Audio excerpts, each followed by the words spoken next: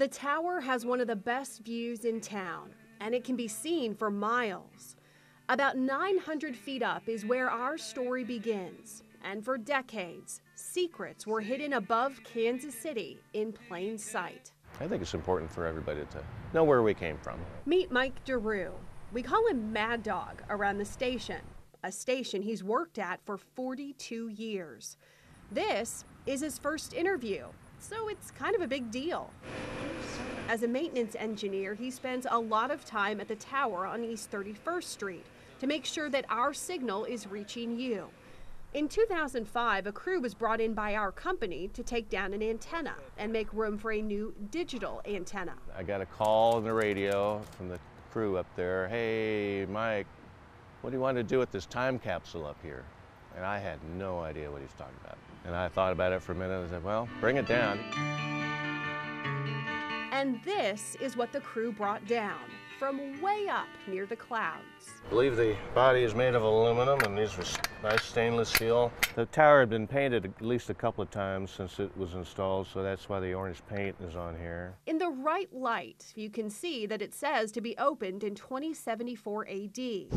It survives severe spring storms, brutal humidity, ice and snow. I was aware of Nationally, in 1974, the Watergate scandal was in full swing, and this happened in August. I shall resign the presidency effective at noon tomorrow. A speed limit of 55 miles per hour was signed into law. Muhammad Ali knocked out George Foreman. If I could save time in a bottle. And Jim Croce's Time in a Bottle would wrap up its run at the top of the charts. Way up sticking out this way. Remember, That's DeRue got the formats, capsule not in used. 2005, but he put it here, under his desk, and that's where it stayed for about 15 years. It was out of sight, out of mind, pretty much. I'd forgotten about it. Maybe I'd occasionally look at it, oh yeah, I'll deal with that one day. Recently, DeRue cleaned out his cubicle and found it again. He told his boss, and his boss told the newsroom about it, which is why we're just now taking a peek into the past. A slice of Kansas City life from 1974 is stuffed into this perfectly crafted capsule. On KCEZ Stereo 95 letterhead, it says, Greetings from the year 1974. We hope this capsule will have been found where we have installed it, near the top of KCMO Television's 1,000-foot tower on East 31st Street in Kansas City, Missouri. It goes on to say, I hope you enjoy looking at what was done in the advertising business 100 years ago. Peace be with you. Dean Collins Parkhurst. fast forward 45 years. Oh, for crying out loud. A quick Google search for Parkhurst was successful, and because he lives in Olathe and still has a landline, he was easy to track down.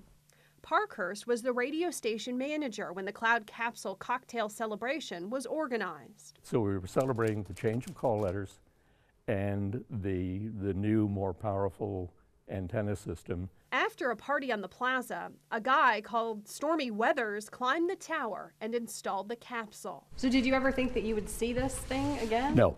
As I said, I was something of a skeptic. Besides letters to space aliens, business cards, a top 30 hit list, and some souvenirs, film was left behind.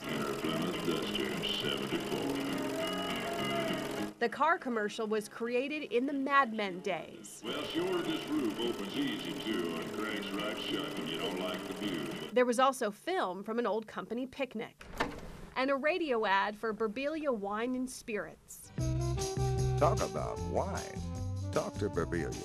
Wine spoken here, and other spirited languages. The fun look back makes Parkhurst smile. This is absolutely fantastic. But this story doesn't end here. DeRue says because the capsule was technically supposed to be opened in 2074, he has an idea. I feel I want to get it back on the tower. That's where it belongs. As long as we leave word for future employees, hey, there's a time capsule up there.